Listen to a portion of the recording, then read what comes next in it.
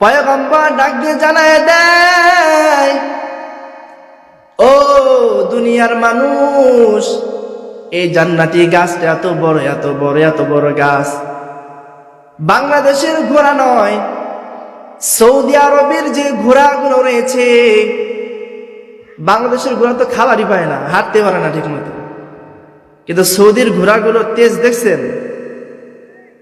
হাদিস শরীফের মধ্যে আসছে, দুনিয়ার কোন ঘোড়া নয়, জান্নাতের ঘোড়া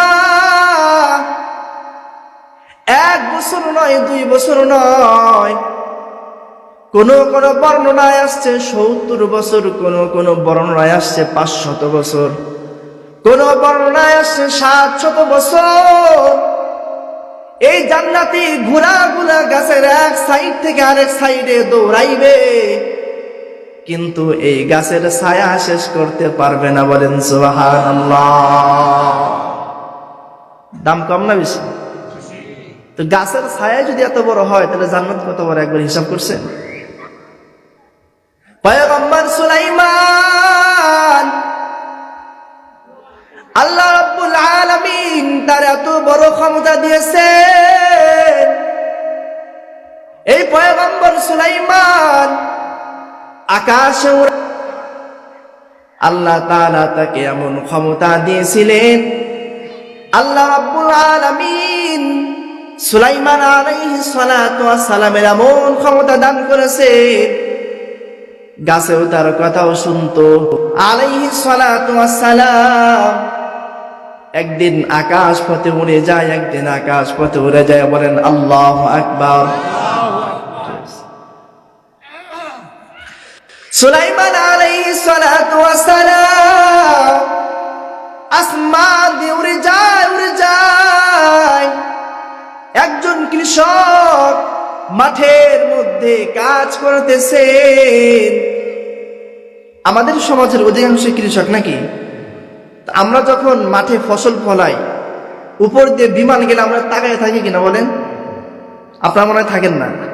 থাকেন? দেখেন, এই কৃষক আসমানের দিকে তাকায়, দেখে হযরত সুলাইমান আলাইহিস সালাতু ওয়াস সালাম তার এই বড় বাহন নিয়ে তিনি হাওয়ার মধ্যে উড়ে যায়, উড়ে যায়। এইটা দেখিয়া আশ্চর্য হইয়া মালিকের শুকরিয়া আদায় করে আর বলে সুবহানাল্লাহ।